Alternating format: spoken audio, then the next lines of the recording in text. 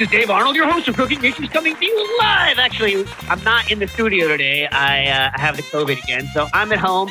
But we got Joe Hazen rocking the panels there in Newsstand Studios in Rockefeller Center. How you doing, Joe? I'm doing great, man. Good to hear from you. I'm sorry you're feeling so poorly. Yeah, you know, whatever. You gotta do what you gotta do. Gotta quarantine, do all the right stuff. And you got John there in the studio with you? Yep, I am here.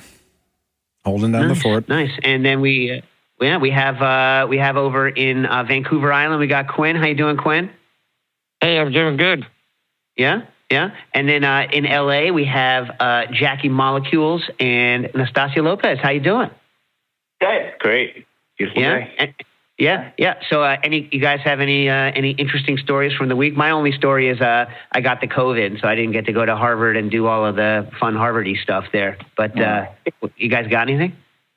Yeah, Stas took me to this salon event where they were debuting plant-based cheese called Climax Foods. And we both kind of walked in like, oh, this isn't going to taste very good. But it was surprisingly good. We were both very surprised. Yeah. What about the fact? Yeah. No, we were ready to hate it, you know? Yeah. So it took a lot for us to be like, oh, wow, we were wrong. That was pretty good. Let me ask you this.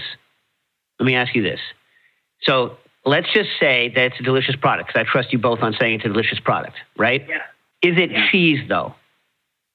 I want you to try it, Dave, because I feel like if it was a blind taste, you would not know. Truly. I brought you up in a conversation with a woman, and I was like, I feel like my business partner would like this. Truly. I have an open, closed mind. You know what I'm saying, right? I'm going to be I'm going to be a jerk about it, but I'm open. But because I'll say this, like back in the day when people used to pretend that like frozen yogurt was a health thing. You remember that? Yeah. No. Yeah. Okay. Yeah. Anyway, so that used to be a thing, frozen yogurt, a health thing. So my wife was always like, she would buy these like yogurts, right, and then try to serve them to me like they were ice cream, and I'm like, this tastes good. This is not ice cream. This is frozen yogurt, which is its own thing. That's my only point. Like, is it its own new product, or do you say it actually tastes like cheese? I understand what you're saying. I think that, you know, if I served it to you on a cracker and I was like, here's some cheese, I want to know, like, and you had no idea, I feel like you wouldn't. I feel like you would think it was cheese and not like new product. Yeah, I think I agree with that. When the sample size is that small, I'm like, if I'm just at a cocktail party, having a little bite of cheese on a cracker, I would not think twice. Right. If I was sitting there and having a lot of it, maybe then other notes might come up, if that makes sense. Yeah, okay. And mainly spready or like all different textures? No, there was a Chev, a blue, a feta, what was the other one? The idea of calling it Chev, it's just like, I got to say, I want to taste it. The idea of calling it Chev bothers me a little bit just because that's like a thing. John, aren't you feeling me here? Yeah, it's not Chev-like, I guess. Whatever. I want to taste it, though. I want to taste it. I definitely want to taste it. And then if we like it, we're going to have her on, right? The producer? Yeah, that's the idea. That's it. I asked her. She never got back to me, so maybe she actually there you go. You never know. I'm terrible at judging that stuff. Speaking of coming on next week we have the food griot, Tanya Hopkins, on, so I'm excited for that. And if you're listening live, you're going to want to call in to ask a question of today's special guest. And John, how do they call in? What's the number? And how do they join Patreon? They call in using 917-410-1507, and they can sign up on our Patreon at patreon.com/cookingissues, and it gets you a bunch of benefits like prioritized questions for awesome guests like today, access to Discord, and a whole bunch of other neat little things. And there's a bunch of affordable membership levels, so everyone should join. Yeah, and I think, you know, we got good stuff. We got good stuff on our Patreon. But today you're going to wish that you had the ability to call in and ask a question live, because today's special guest is one of my idols. You know, as a young cook, as someone who, you know, I used to watch his television show, and I can't. When I started working for the French Culinary Institute in 2004. I could not believe that I was going to get to work with him in the real life. We have today on the show Chef Jacques Pépin. How are you doing, Chef? How's everything good? Okay, how are you? Doing well. So I guess I wanted to start just by asking you maybe to say a little bit about Chef Alain Sayac, who was a great man, a mentor to many of us at the French Culinary Institute. Your friend, you worked with him for many years, and he died last week. Do you want to talk about him a little bit? Yes, he was certainly a great friend and a great chef. I mean, chef at Le Cirque, chef in the best restaurant in the country, and he worked I worked with him at the French Culinary Institute for over 10 years. And he was a very gentle person, very giving and fun and all that. And certainly he's going to be missed. I mean, certainly I miss him.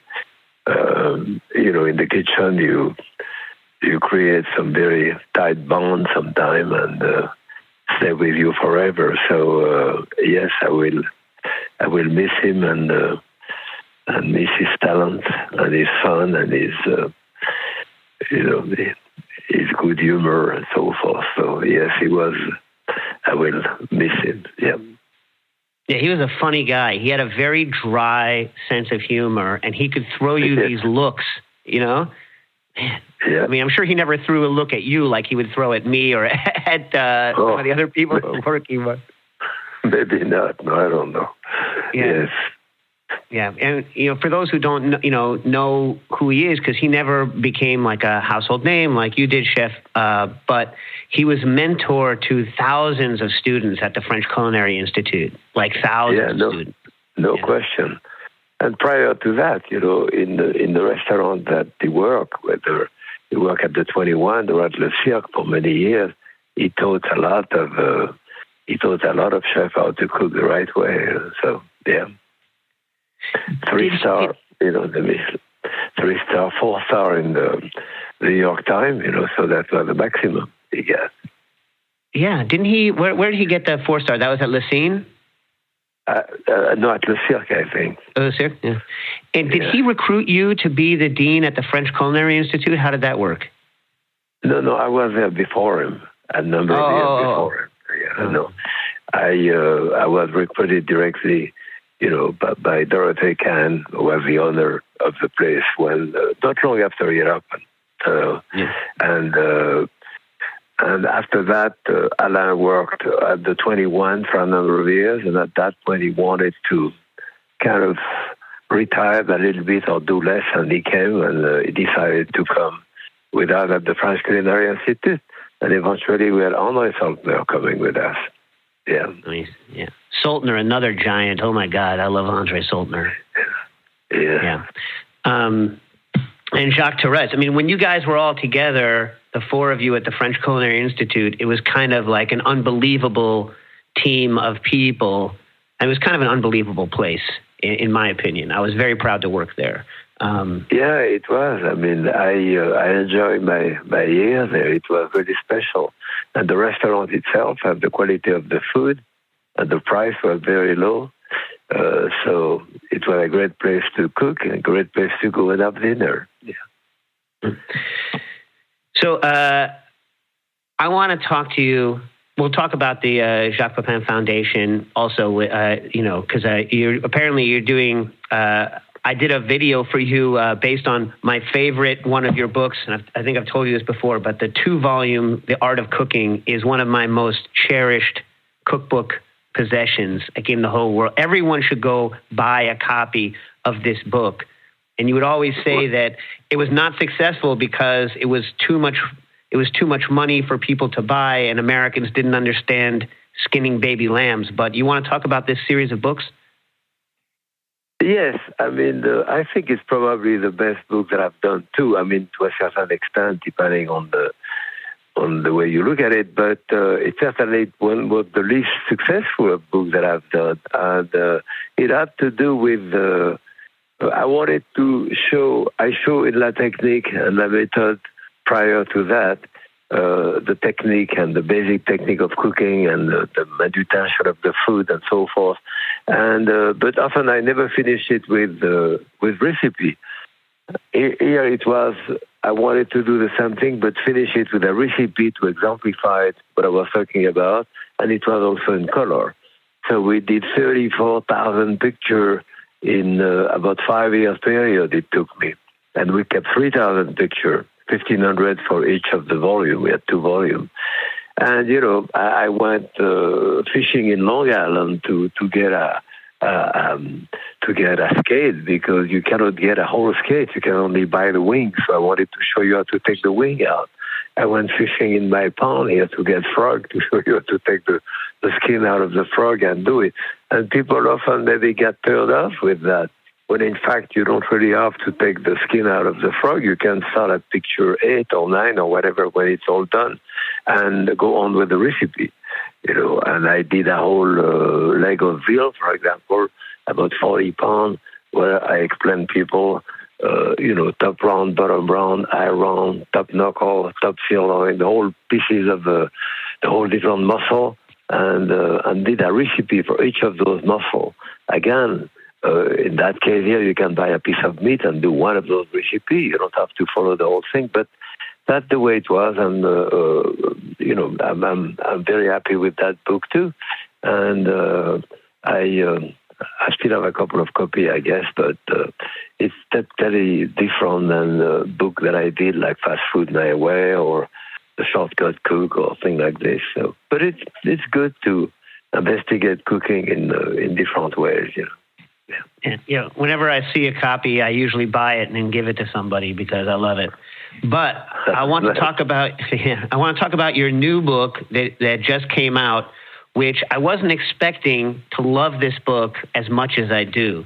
But The Art of the Chicken, I think I love this book because, thank you.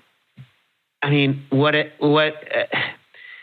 love about it is it traces a similar story to your memoir that came out, maybe 12 years ago, 10 years ago?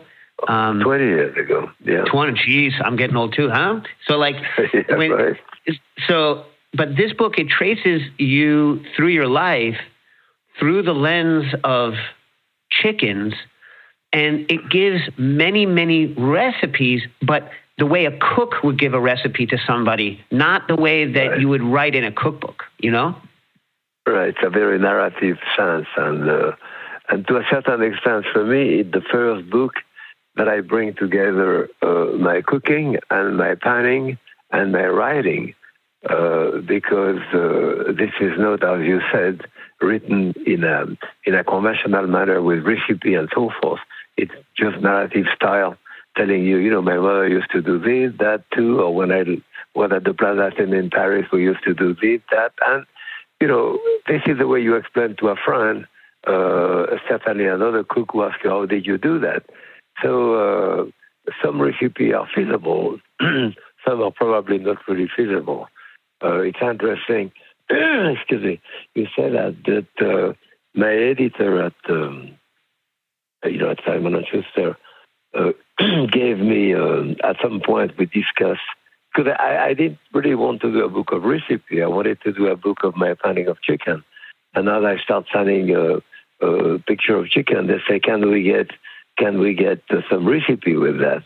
And so I said, I don't want to do recipe. So I finally end up doing story about chicken and, of course, about eggs. At some point, she told me, I think I need more explanation and more ingredient and stuff. I said, but it's not that type of thing. She said, well, I said, all right, fine. So I gave her a recipe from La Mère Brasier in Lyon. Lyon, where I come from, down in France, was very well known for the formidable woman cook. In my family, actually, I have 12 restaurants that I can think of. 12 restaurants owned by women, including my mother, several restaurants. So Lyon was very well known for those. And La Mère Brasier was in the 40s. She had a 3-star restaurant in the 40s a long time ago. And even Bocuse, one of the greatest French chefs, did his apprenticeship there. So La Mère Brasier's recipe was the chicken of breast, of course, the best quality chicken where I come from, with truffle under the skin, but it was poached in a pig's bladder, and all she put was a leek, carrot, and an onion in the pig's bladder, and it was poached slowly. So it was brought to the dining room, all inflated, so very impressive, but to a certain extent, very, very simple. It was just poached in there. Then the juice was removed, reduced with butter, and served with the chicken. Very impressive, but, very simple in a sense. So when she asked me that, I said, okay, the chicken merboisier, I need a pig's bladder, 2 truffles, 1 chicken breast. And she said, what are you talking about? I said, well, you want ingredient, you want list of ingredient, I'm doing you list of ingredient. She said, all right, fine. So but be out of it. But they never asked me again. Yeah, well, that's a good way to end that conversation, right? Yeah, right. Although I have to say, the first time I ever saw somebody cooking in a pig's bladder was, I think, on Iron Chef, the Japanese one. And I looked for years in New York City in the late 90s trying to find a pig's bladder. You cannot buy it anymore. That recipe cannot be made anymore. I don't know. I had it on the West Coast a few years ago. I forget what was the chef. He did squab, in the pig's bladder too, and that was great. So, it's certainly, that's what I said in that book. I will use the chicken waffle and the unborn eggs, chicken comb and chicken feet and many, many things like that people don't use. So, as I said, some recipes are not really feasible. Although I wanted to emphasize the use of the offal, from the feet to the neck to, as I said, the coxcomb, but all of that have always been used. Chicken liver, certainly, it's most important, the gizzard and so forth, rather than just people often use only the breast of the chicken or a couple of things, when in fact, I choose the chicken also because that may be the most democratic of all food, because you will have a chicken in a truck stop, and then in a cafeteria next door, and certainly if you go to the hospital, they probably give you chicken. But then you have it in that 3-star restaurant with truffle under the skin. So there is, and I don't think I've been, from China to Russia, from West Africa to Portugal or Italy, and I don't think I've ever been in a country where they don't have chicken.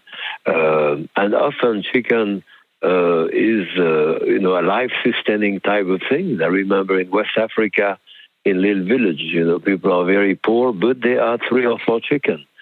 For the eggs, probably more than anything else, and eventually to kill the chicken when it was too old and do some type of stew with it. But it was kind of a life-sustaining thing, yes. So, that's what I choose, chicken, and as I say, of course, the eggs, which is maybe more important than the chicken, and all of the offal, the variety meat that we don't really use, I mean, chicken bladder and chicken gizzard and the liver and the feet and so forth. Right. So speaking of the wattle and the comb, the recipe you give for that in this book is the banker's chicken, the financier. But so why would the rich people be going for the wattle and the comb? It was an interesting kind of juxtaposition, no? Yes, but at that time it was considered like truffle, like other type of things, something very special, and it is very special too. We don't use it anymore much.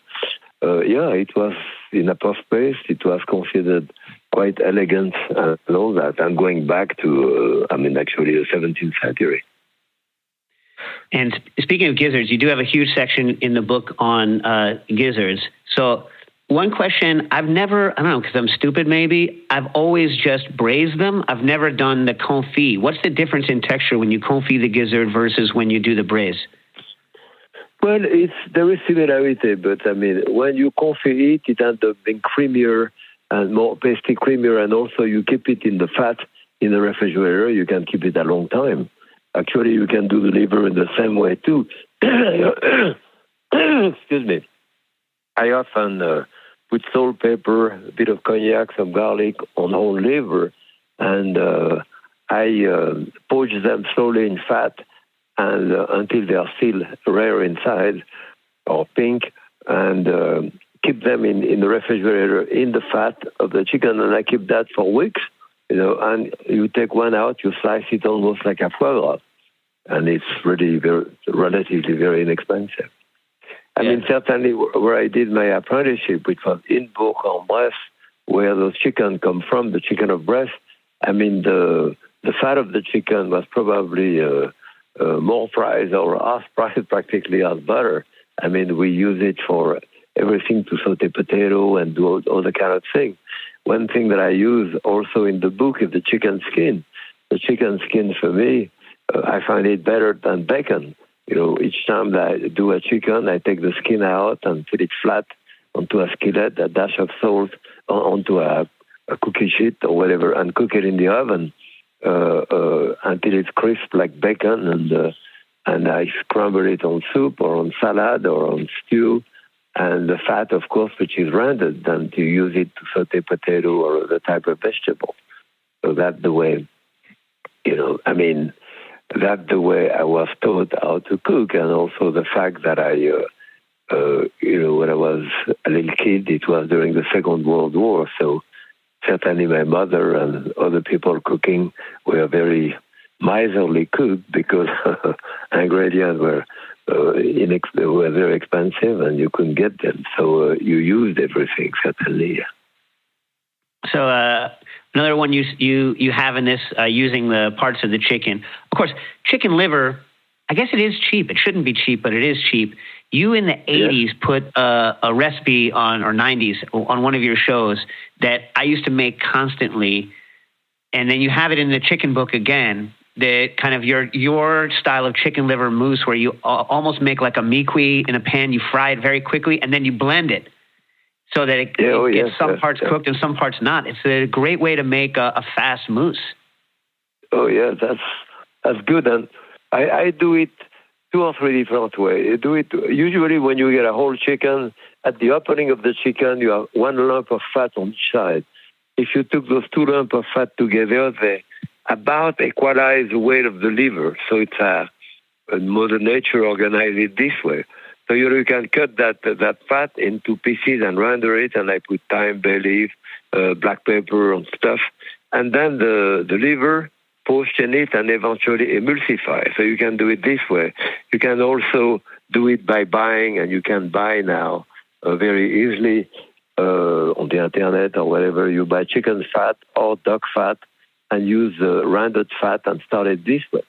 Another way that I do it in another book, I poach the chicken liver in a bit of chicken stock with a bit of onion, and remove that and put that in the food processor, not the liquid, but and then with the same amount of butter. And with butter, it does the same thing too. So there is a different way of doing those mousse. And the beauty of it is that you do it and it freezes quite well. So, you do, half a pound of chicken liver and you put that into a small container. You have it in your freezer. And when you have people coming for a drink, you take that out to defrost it and put it on toast, and it makes an excellent, things to serve with cocktail or with drink. And a couple more things from the book, just so people, because I definitely want people to check this book out. So in the original Art of Cooking, you have Danny Kaye's chicken salad recipe, which, by the way, right. is it's a technique I still use where you just bring the bird basically up to the simmer and then let it ride, and then you bone it out. But in the new book, you give a new secret that you didn't give in the old, which is that he used to stick silverware into the bird to keep it sinking in the stock and not floating. Right. I mean, that was like a joke. When I went at his house, he told me, I'm going to show you how to poach a chicken. So he took a handful of knife and fork and all that from his drawer. He put it into the chicken, put it in a stock pot. I said, what the heck are you doing? He said, well, like that, the chicken doesn't come to the surface. It stays in the bottom. It will stay in the bottom anyway, one way or the other. So that's not a necessary step, but it was fun. So that's what I mentioned it in there. Yeah. Yes, that's funny. So one of my coworkers at the French Culinary Institute, Hervé Maliver, he used to do that for sous vide and low temperature because if you weren't using the vacuum, right? If you were just rolling doing like a ballotine or something, and you were rolling it, it might float. And so he would always roll in butter knives so that they would sink to the bottom of the bath. Anyway. That's right. Yeah. I didn't know that. Yeah. Yeah. Good. Okay, another thing you mentioned, black pepper in your liver mousse, and I read in the book that you have the correct opinion that black pepper is superior to white pepper, but that Julia Child did not agree with you. No, that's true. I mean, those are small differences that we had, and we argue too. I mean, in the old classic way, she said any white sauce, you should have white peppercorn, the white pepper, not black one. And it's true that it was done this way. But I mean, people don't realize that green peppercorn, white peppercorn, black peppercorn is the same berry. You know, you have green peppercorn when the berry is not ripe, and it's very flavorful and with less hotness, green pepper. And then if you let it dry, then the skin shrivels on top, and it turns red when it's ripe, and then you let it dry out, and the skin turns black on top, and you have black peppercorn. And during the drying process, they wet it and wash it, and it washes the skin of the top, and then they have the center, which is the white peppercorn. So ultimately, the white peppercorn, the green one, the black one is the same one. I feel that the black one has more taste because of the skin on top, which hasn't been removed. It's more flavor. But, it's a question of taste. Speaking of Julia Child, something I did not realize until I read this book is that the famous Dan Aykroyd sketch where he pretends to be Julia Child and cuts himself and sprays blood all over the kitchen is actually from a real thing that happened when she cut herself on your knife on a show. Yes, that's true. It was Tom Snyder. Tom Snyder had a show called The Tomorrow Show, and I did it a couple of times with him in New York, and then he had moved to the West Coast, and he asked me, can you do it with Julia? And it was like an hour and a half, just the two of us. And so I said, sure. So Julia happened to be on the West Coast because she'd originated from there, and she was in vacation. And so she bought enough food to feed probably 50 people. And because Tom Snyder said, I don't need recipe, it doesn't matter, just cook with Julia. And so I said, great. So I was on a book tour, actually, for my book, La Méthode, the second after La Technique. So it was 1978, I believe. And so they picked me up at the airport, and I was on that book tour. So the plane, we were taping in the afternoon, and they had to pick me up and rush me to the studio because the plane was a bit late and so forth. And so I rushed there. They put me on stage 5 minutes before we start, and Julia told me, okay, I have this, all the food, and I had my knife because I was on a book tour. I had a little knife with me in my pocket. At that time, you could bring a knife with you on the plane. Because I do a show in the morning for like 30 seconds. They want me to cut something, so I do a tomato rose or whatever on television. So I had that knife with me. So I took that knife and I put it on the counter. When she was telling me what she had, she took the knife to cut a shallot and almost took the end of her finger off. So I push it back together and tie it with the towel. And Tom Snyder was crazy. He said, what are we going to do? And Julia was mad at herself. She said, we're not going to do anything. We're going to cook, and I'll taste, and Jacques cook, and I don't want to talk about my finger. He said, okay, so we start the show, and I think Julia was in the middle, and she said, we are by order of size, because I think Tom Snyder was 6'7". He was very, very tall, and she's like 6'2", and me on the other side. And the second thing, Tom Snyder said, Julia, do you mind if I say that you cut your finger? Of course, so the camera narrowed down on her, and that was the end of it. So 2 days later, she was on the Johnny Carson show, and they talked about her finger. A week later, I was with her on another show. We were supposed to do omelette. All we did was to talk about her finger. So it became a big thing, and eventually they did that thing in Saturday Night Live, which was very funny. She actually liked it very much, Yeah. It's a classic sketch. I've seen it dozens of times. Yeah, classic. Yeah. All right, so here's some other couple of strange things in the book. Interesting recipe ideas. So you have a eggs Jeanette, and that's named after your mom. You said eggs Jeanette. Yes, right. And it amounts. Yeah. My mother used to do that when we were kids. It's a conventional hard-cooked eggs, but then she took the yolk out and crush it. Usually she used a fork. Crush it with chopped garlic and chopped parsley, a persillade, and the egg yolk and salt, pepper, a dash of milk to make it pasty. And we stuff the eggs, and then we saute the eggs stuffed side down for a minute or so. It browned beautifully. And she always had a little bit of the stuffing left over, so she had it with mustard and olive oil to do a mustard sauce to serve with it. So we've done that at my house forever, so the egg Jeannette. I even remember my wife one time, we had a big party, so she decided to do egg Jeannette with quail eggs. So she had like 3 dozen of quail eggs. She said, I'll never do it again. Oh my God. To peel those quail eggs and cut them and stuff them. Yes. Peeling quail eggs is the worst job in the world. Peeling quail eggs, I hate peeling quail eggs. Oh my God. I know, me too. But it's a very, simple and classic recipe and quite good. But is it amount almost to I know not stuffed as much, but almost like an American deviled egg that's fried on the one side? I mean, it's such as an American growing up with deviled eggs, it's kind of I was like, oh my God, I can fry a deviled egg. Sounds good. But it's different. Remember there, I have garlic in it, chopped garlic and parsley. That's why it's cooked this way. And it's not stuff that is your deviled eggs, you cut it in half, but you pile up the stuffing on top so it's higher. Here it's level. You just put enough stuffing to have it level so you can fry it. So, yeah. And another thing I had never heard of before, you said that when you were in, I think it was in France before you came to the U.S., that you would make the French toast with creme anglaise, actually melted vanilla ice cream, instead of I never thought to do this, and it sets up. There's enough egg in the anglaise to set it up. Yes, absolutely. Because remember that the classic French ice cream, certainly vanilla ice cream, is done with a creme anglaise, and the English custard cream is done with egg yolk. 3 egg yolk per cup of milk.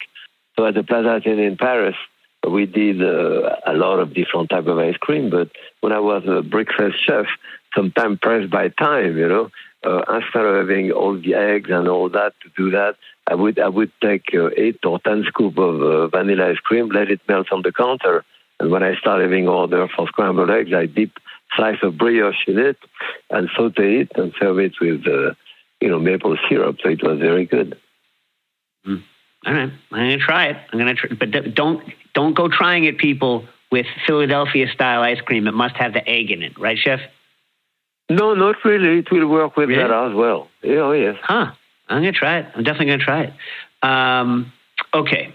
I have some questions from before I go more into the book and the foundation. I have some questions from our listeners.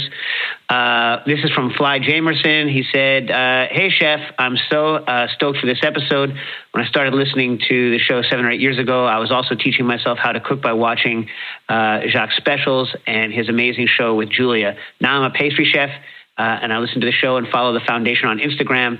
You've been so influential over the years for me and for so many people. I've always loved, this is for you, Chef, I've loved seeing you share your love of cooking with your family. My 2-year-old loves to help in the kitchen at home, and I wonder if you have any advice for cultivating and teaching very young chefs. Well, you have to get the kid involved with you from the moment they are born. When my daughter was 1.5 years old, I hold her in my arm and she stirred the pot. I said, okay, mélange.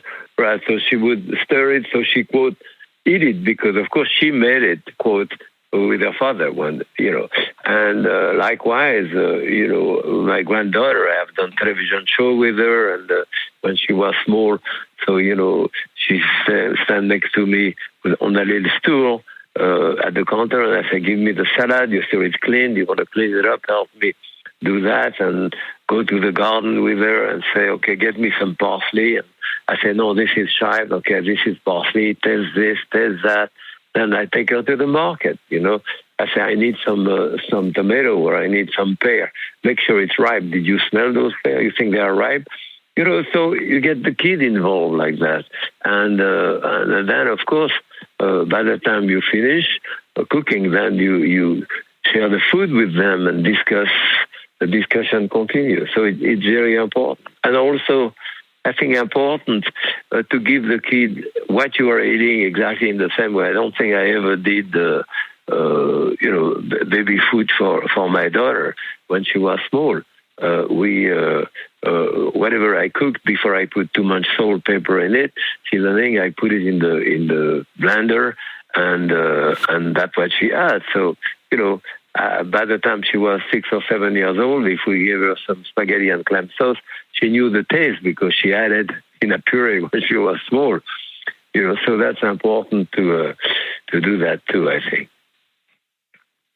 And Frank wants to know, what is the most fun experience you had doing the PBS show Cooking with Julia Child? What was the most fun, if you remember anything specific? Oh, yeah, we had many, many fun. So to start with, people don't realize that we had no recipe there.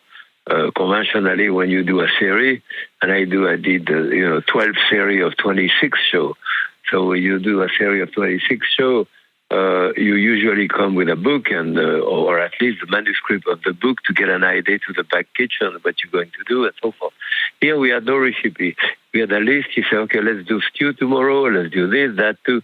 So it was a bit more complicated for the cameraman probably to follow us because they didn't know what we were going to do.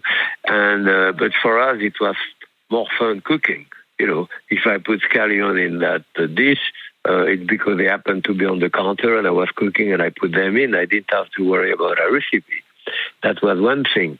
The second thing is that when you do show like I did on PBS, I was told at the beginning, you have to do it on time because editing is very expensive and all that. So for several series, I did it on time with a guy going by saying 10 minutes, 5 minutes, 3 minutes, wrap up, and so forth. With Julia, she said, well, we're going to cook, and when it's finished, we'll tell you. Some shows were like 70, 80 minutes, so we had no recipe, we had no time limit, and we had a lot of wine, so it was a fun show to do. A friend of mine and an FCI graduate, by the way, who has a very successful pastry business in Nebraska, Angela Garbutz, wants to know from Goldenrod Pastries, how did you take on leadership and the teaching of students' employees? You were always good at it at the FCI, but I'm curious how you took that on and learned the best ways early in your career to be a mentor. Well, I am, I don't know, I'm very Cartesian, so I like to break things down. And that's what I started to do with that technique, breaking things down into simple technique to show people how to do it. I would never really have thought of it when I started cooking and doing show on the road. I would never have showed people, I don't know, how to peel a carrot. I said, well, anyone knows how to peel a carrot, except when I did it. So people say, oh, that's how you do it. You cut. Yeah, so I started taking those really basic technique, how to peel a. And this is why my book, La Technique and all that, it's still in print, and it's over 50 years old now. So, and I don't cook the same way that I did 50 years ago, but the technique remained the same. The way you sharpen a knife, or the way you peel an asparagus, or the way you poach an egg is the same way that it was 50 years ago. That's why those books are still in print. So it started there for me, teaching people, explaining all of those basic principles. So that's my, I always like to teach and explain and so forth. So that was the beginning of it. So speaking of the way to do things and the things that don't change, there are many, many, many ways to bone out a chicken. And then there is the Jacques Pépin way to bone out a chicken, which I learned. I saw you do it on TV. I saw you do it many times at the French Culinary Institute. How many seconds did it used to take you to bone a chicken? I don't know, a few minutes, but it's not. It's important, I think, because if you know how to bone out a chicken and cut exactly in the joint of the hip and in the joint of the shoulder, then you know how to do a duck, you know how to do a quail, you know how to do a goose, you know how to do a turkey, and you know how to carve in the dining room when the bird is cooked too, because all of those cuts are always in the same place where you cut to break down, take the meat of the carcass, So it's important to take some, all of those techniques are important. And basically, it's a question of repeat, which is the way we were trained, certainly when an apprentice. when I was an apprentice, well, of course, I was 13, 14 years old, so I was young, and the chef would tell you, do this, and you would never have said why, because if you had said why, he would have told you, because I just told you. That was about the end of the explanation. So the learning was through osmosis. More, at some point, the chef told me, okay, tomorrow you start at the stove. I said, I start at the stove. I never got close to the stove except to put coal in it or wood at that time. And so then I started at the stove and I knew how to do it. So, the learning was different through that type of osmosis. But by repeating, you get, you transcend the level at which you have to think about it.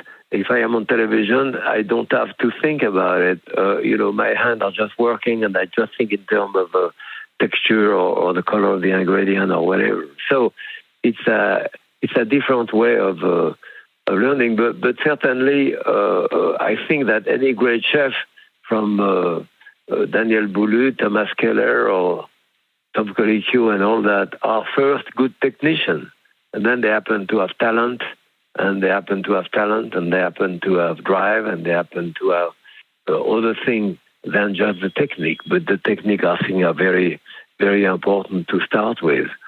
I know a fair amount of chefs who are very good technicians and run a good kitchen and with a good food cost and so forth, and are relatively, my dog is around, and run relatively a good kitchen and are not great chefs at all. They are relatively ordinary cook, but you need to really be, as I say, a great chef, then you have to be a good technician and then have talent and so forth. So another question I have for those that, know your career, you were for a time the equivalent of the White House chef in France, and you were the chef for Charles de Gaulle, which is kind of an amazing thing to have on your resume. And Sam wants to know and I kind of know a little bit just from reading the book because you talk about what he likes to eat in the chicken book, but Sam wants to know what's the weirdest thing that de Gaulle liked to eat? The weirdest thing, there was nothing weird that he likes to eat. It was, you have to realize that when you are cooking for head of state, I serve people like, Eisenhower, Nehru, Tito, the head of state at the time. You try to please the people that you're going to serve with, coming from different countries. And but when I cook only for the president himself, that is, on Sunday, for example, they were devout churchgoer and Catholic. And so at that point, after that, the family always came to eat, the children, grandchildren, and the whole family. And at that point, of course, they ate exactly what they wanted. And what they wanted was relatively simple food, from a leg of lamb to a poached fish. And I would discuss the menu with, of course, Madame de Gaulle and decide what they wanted. But there was nothing really weird or unusual. Well, yeah, and you said that your boss before him had spent a lot of France's money having you cook all sorts of crazy things, and that the de Gaulle family was very kind of above board. Yes, when you do special reception for head of state, you have caviar, you have foie gras, you have very expensive stuff. But when I cook on that Sunday meal for the family, then Madame de Gaulle insisted on paying from their own pocket, which was, as I said, kind of a drop of water in the amount of money that we spent. It was a question of principle, very ethical type of people, Chef Andy Ricker wants to know, and of course you have recipes in here, so and I know the answer. Do you ever cook with chilies? Yeah, of course. Yeah, I do. Yeah.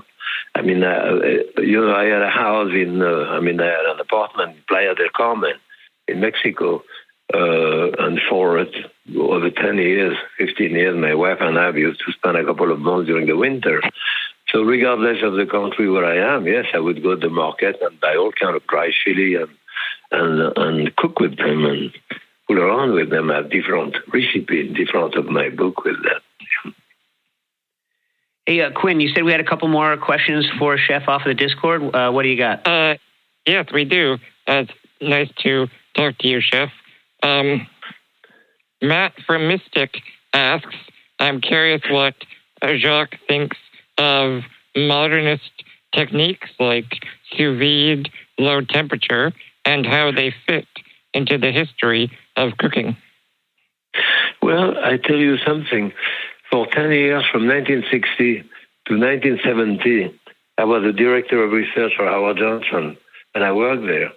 At that time, we would take a recipe that we developed on Sosa with Pierre Franet. At that time, I would take a whole breast, double breast of turkey, for example, put it into a plastic bag, and draw the air out of it, and that's what's called cryovac, and we lower it into water, not too hot, and cook it this way.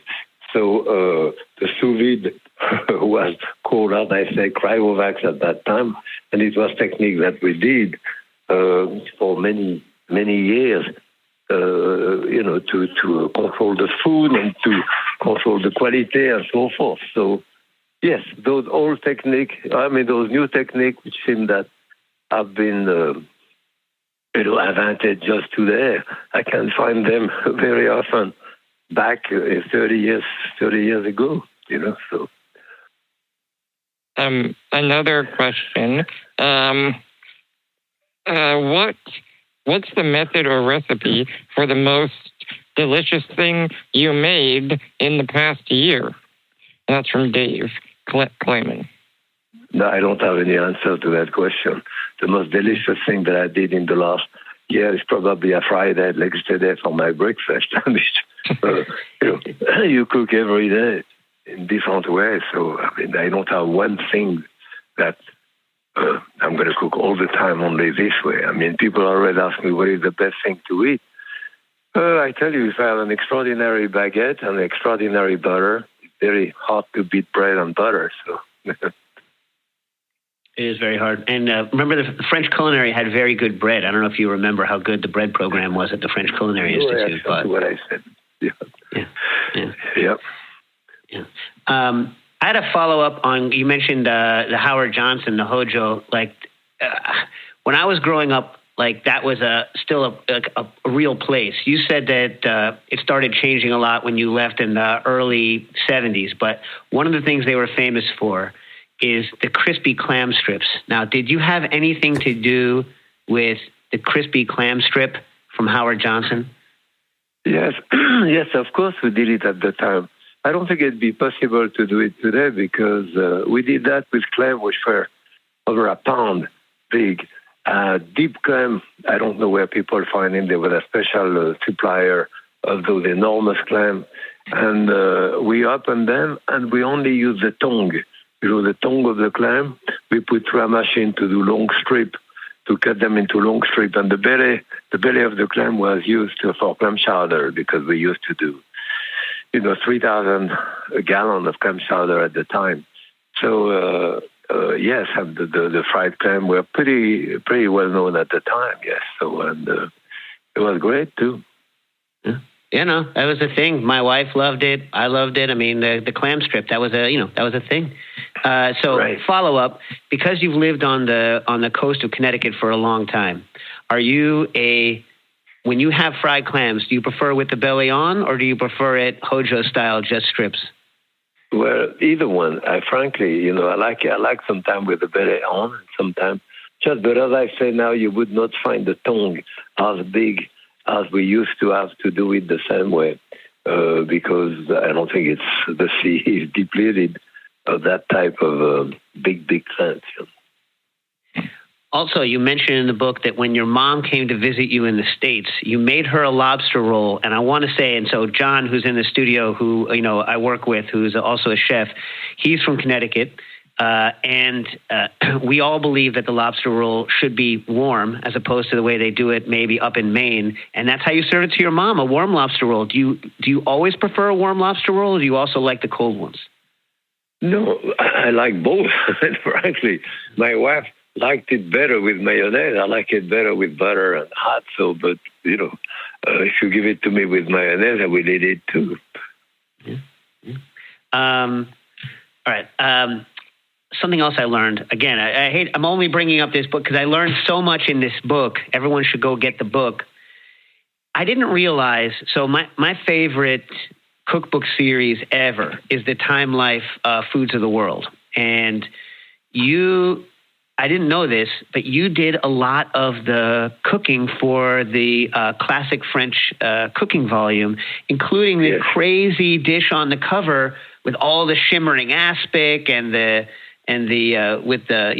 white sauce, the chaufrot sauce over the poulard. Do you want to talk about that experience? Because that's maybe the greatest cookbook series ever, and it came out before most Americans even knew anything about kind of food of the world. So you want to talk about that series at all, or? Yes, it was. The series was done by Craig Claiborne, who was the food editor of the New York Times, writing it. And Pierre Franet, who was my friend and my boss at Howard Johnson and at the Pavilion, was asked to do the food with me. So he asked me to do the food, especially for the picture, to work in studio and so forth. We had no recipe for that either. And I said, do you want me to make recipe? And they said, no, we'll follow you and we'll have the recipe. Well, I tell you, it would be totally impossible to look at the book of recipe to follow a recipe to what they wrote, when I did it. But anyway, those were all classic recipe. And when we did the cover of the book, Poulard à la Neva, so it was the breast, the whole chicken poached and eventually the breast removed and cut into and to slice and quotes with a chaud-froid, which is a cold velouté with gelatin in it, and decorated and glazed with aspic on top. That's a very classic dish too, but I mean, pretty complicated and stuffed with a mousse of foie gras inside. We did it, when I did that one, they took picture of it and they shoot it from the top very close, and it was beautiful. The people say, what is this? They didn't know what it was. So we have to redo it again, and they did it a second time. They wanted to put champagne next to it to balance it. And again, the art director or whoever decided they didn't like it either. So we did a third time. So I did that thing, as I said, at least 3 times. But when I was there working in studio, and that was in 63, 4, 5 in those areas, but that was an interesting book. I still look at, I agree with you, I still look at that 30-plus volume book going from different part of the world, as a reference book. It's a very good reference book. Julia Child did the first one of the series, which was Country French Cooking. And the second one was that classic French cooking, and it went on and on from the American cooking in different areas to Chinese, Japanese, Portugal, Italian, Spanish, and so forth. So it's a great series to look at for reference. Yeah, when I found out you were a part of it, I couldn't believe it. Yet another way you've influenced me, Chef. Now, speaking of the cover of this book with all of the aspic, why is it, you think, that Americans, we can't wrap our head around aspic? And you actually have a story in the chicken book about eggs en gelée. And I have to say, that's one of the only things also, because I got food poisoned once from it, that I don't eat eggs en gelée either. But, what do you think it is about Americans and aspic, why we don't like it? Because you don't have it when you're a kid. There is many recipes from other part of the world that you are as a kid, and those recipes become kind of visceral. I mean, very powerful, those tastes, what your mother or whoever did it. But if you never had that, all of a sudden, through middle age, or whatever, you get a new recipe which sometimes doesn't correspond with your sense of taste. You say, I'm not eating that. And that happens to any country. And especially here, that the only time that you usually have aspic, that is a jelly, would be with Jello. And Jello, of course, is done with fruit and done different way, but usually with fruit and juice and so forth and sweet.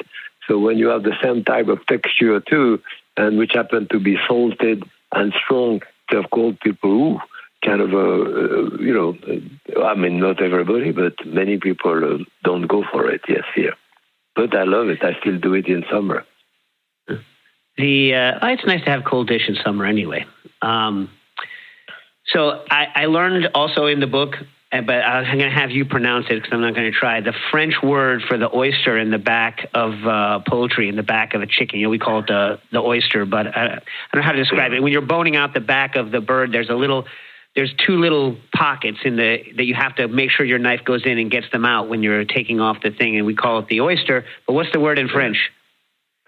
The word in French is sautillas, and it's actually three words: SOT, L apostrophe Y, and the third word is LAISSE. And the sautillas just mean the don't leave it. So that's the name of. And certainly, I remember in France in the 50s and all that when I was working in Paris, doing a fricassee of those, which would take 4 or 5 chickens for one portion because there is only 2 per chicken. So that was a kind of very fancy type of dish to do, certainly. Now, one more chicken. A couple more. I mean, I just read your book on chicken, so I have a lot of chicken questions. I apologize. But do you still do the full old school trussing when you cook your chickens? Like keep the legs in tight? Sometimes I do, sometimes I don't, depending whether I do it for myself simply or whether I have some guests I want to present it a bit nicer. So, yeah, one or the other. You also, in your roasting, you have an interesting technique where you don't do just breast up or breast down. You do side 1, side 2, and then lay on the back. So, which is, I think, different from the way most people write about it, right? I don't think people even flip birds at all anymore. I mean, I haven't heard someone write this recipe this way in a million years, but even back in the day, it was top bottom. But I'm now going to try the side and on the back. You think that's the best way? Well, to start with, you have to remove the wishbone, of your chicken. It makes it easier to carve. Secondly, I cut usually an incision between the drumstick and the thigh in that articulation. That's where often it stays a little red, and people say, "Oh, it's not cooked enough." So you end up overcooking the breast because this is not cooked enough. So that's the second thing. And to cook it on the side as I do, it's great. It's great sometimes not. You have to have a pan that you use all the time that you know is not going to stick, or then you have to use an non-stick pan because people will put it on the side and the skin will stick to the bottom, and then you make a mess out of it. So in case like this, very often I don't turn it either. I just baste it, But that to do it this way prevents you from having to baste all the time, Hey, Chef, have you tried the American breast-style chickens, and are they any good compared to the French ones? I don't know what you're talking about. The American what? They imported the same breed that they have in breast, the same chicken, the blue foot. The breast chicken. Yes, right. I haven't actually tried the breast chicken which they import. So I don't really know. But I also know that I used to have a friend who was raising very close chicken in the same way, and often people who are used to the standard chicken from the supermarket have a chicken like that. It has more taste. The meat is moist but more attached to the bone. It's tougher too, and they end up saying, I'm not crazy about that chicken because it doesn't reflect, when you're used to one type of chicken, like the one in the supermarket, and having another one, it's like the beef. And my friend Jean-Claude used to raise his beef, and when we kill it, the kids say, it was stronger in taste, it was different, even though, in my opinion, it was better. But if you're not used to that, conventionally, you go back to the taste that you are used to and don't find the other one that attractive. All right, well, Chef, thank you so much for coming on. I appreciate it. It's been a pleasure. Buy the book, The Art of the Chicken. And on the way out, can you describe the Jacques Pépin Foundation and where they can go to join and what you do there? Well, the JPF, the Jacques Pépin Foundation, was created by my son-in-law, Rolly, with a chef, but he also had a PhD. He teaches at Johnson & Wales and at Boston University as well. and my daughter. And, I have all those shows that I've done through years. So at some point, 2 years ago, he said, who do you want to teach now? And I thought that people who have been a bit disenfranchised by life, like people who come out of jail, or homeless people, or even veterans or former drug addicts, people like this. So we teach people like that, usually through community kitchen. I was in Boston teaching that last week. I was in New York a couple of months ago teaching in another school. So those community kitchen usually are not, only young people, 20, 30, 40, even 50 years old. And then we try to bring people, give them, a new lease on life, if you want, by teaching them some of the principles of cooking so that they can reintegrate the workforce and work in a restaurant. And we need people like this too. So it's been quite successful. And by the way, thank you for doing a video for us. You did a video for the series of chefs, right? That we have part of the Jacques Pépin Foundation. So thank you for that. Oh yeah, I based it on your old grapefruit granité recipe. Oh, you did? Okay. Yeah. Well, anyway, it was a great honor, Chef. Thanks for coming on. Everyone, check out the JPF Foundation and the good work they're doing. Check out The Art of the Chicken, Cooking Issues. Thank you.